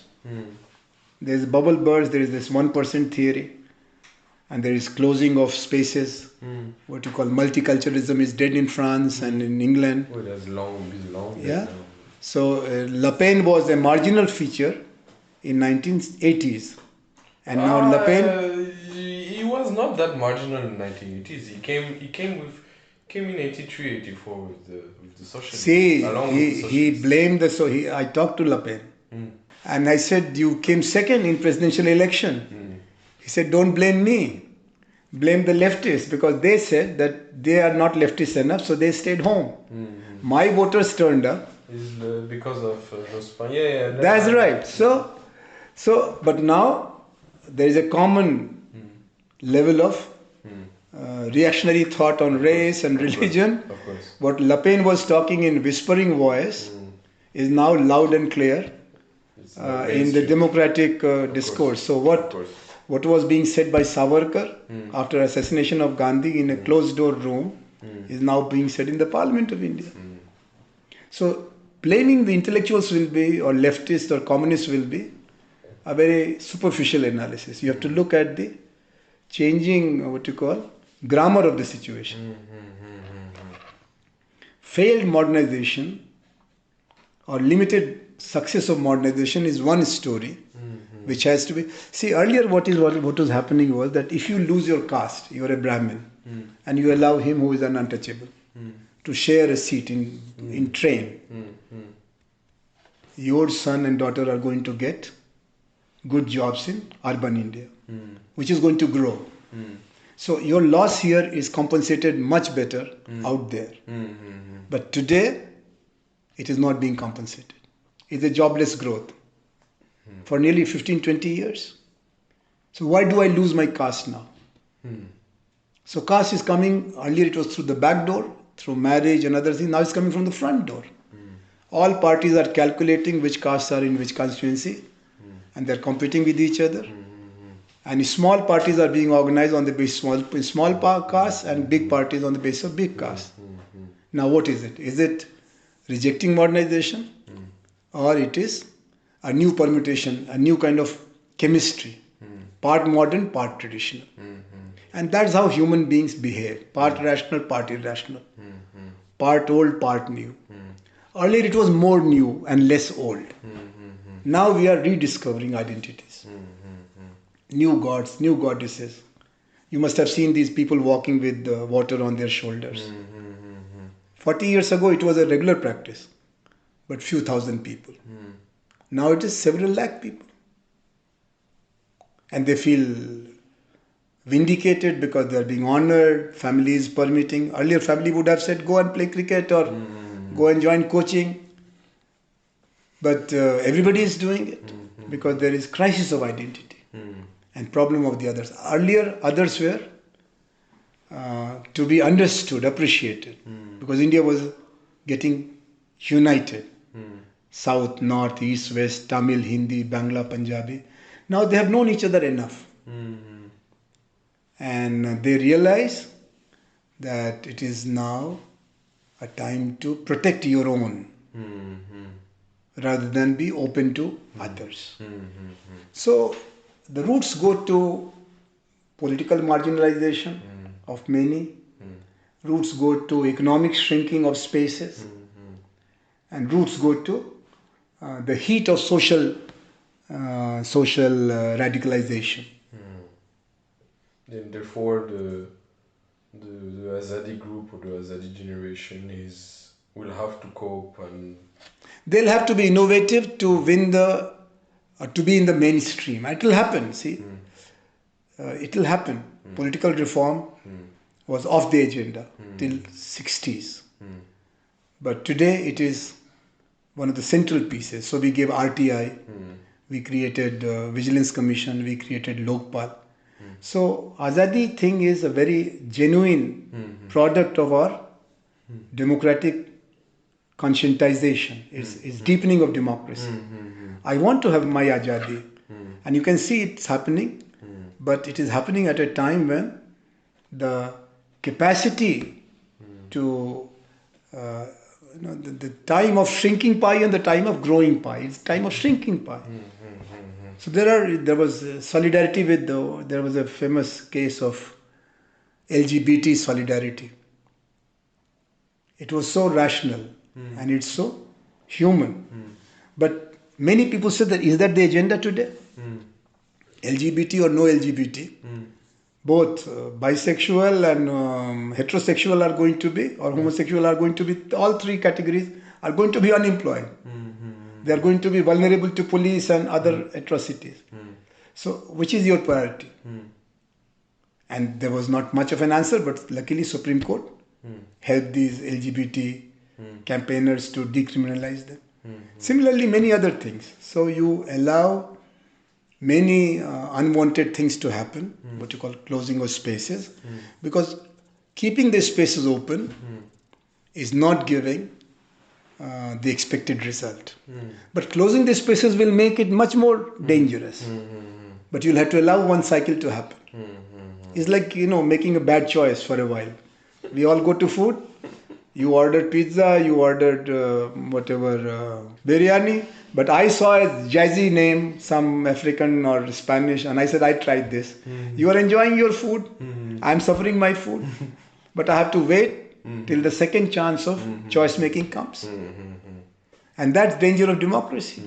We have to live with Mr. Modi and see its implication down in our own personal community, family life, etc., etc. And also see the shrinking or melting down of Modi. It happened before also. There was Indira Gandhi. You vote me and I'll remove poverty. And then people started looking at surroundings. All congressmen became more and more rich. And poor remained by and large where they were. And there was Naxalism. And then there was emergency. And there was Jayaprakash Narayan, student revolt. Rajiv Gandhi, Mr. Clean. There was no challenge to Mr. Rajiv Gandhi. Campuses were impressed. He was younger, non-political, naive, in a way, semi-educated. He was an airline pilot. He was not like his grandfather, Nehru, no match. So he was more like us. But then what happened with his delivery? Mr. Clean looked rather dirty, a fake charge of Bofors, and his own dear comrade, who had no mass base, Mr. VP Singh, most ridiculous politician ever. He became the excuse for defeating Rajiv Gandhi. So history makes its own jokes. Mr. Narendra Modi is super confident, but I don't know what kind of tragedy he'll meet, because he has most incompetent cabinet ever in this country. Semi-educated people are majority in the parliament. Their worldview is very narrow. But does that matter? That's what it matters at the moment, because you tie. Aapne banda hai, nahi banda. In the morning you tie a colored string here. You put a red or black or yellow depending upon the mood of the day, and you're a Pakka Hindu. And you grow your beard a little bit and put a Kashmiri cap here, skull cap, and you are a good Muslim. Is this Hindu and Muslim? Taking the whole history and tradition for a ride? But it doesn't seem that it matters because it is electorally very successful. It is a temporary legitimacy. Electoral legitimacy, one of the most temporary forms of legitimacy. You know, you remember your Weber. 3 forms of authority. Rational legal, traditional, and charismatic. Rational legal is the one which holds on, provided it is institutionalized. Charisma holds on, provided it is routinized. And traditional holds on, provided it is functional. So if you don't institutionalize rational legal authority, Mr. Narendra Modi, and you hold on to the Sadhu and Baba and Mullah and Maulvi, you are making your own contradiction, digging your own grave. If you walk the talk, if you make it more democratic, more transparent, you fail. But you say, look, this is the right step. It has not worked, but we'll try again. People will not mind. But if you blame Musalman for all the problems, Pakistan is one of the weakest countries in the world, not only South Asia. How can Pakistan be any threat to India? But it is, and we don't have time. We don't have time to cross-check the facts. It's like Brexit or Trump. Yesterday in the cab, the taxi driver was saying in Kashmir they have 7 kids per wife. Scandalous.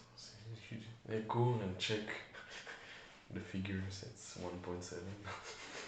I mean, it's they have this stereotype that Hindus marry only one woman or a man. They produce 2 or 3 children. Muslims marry 4 women, and each are producing 5 children. So we are 4, and they are 24 or 25.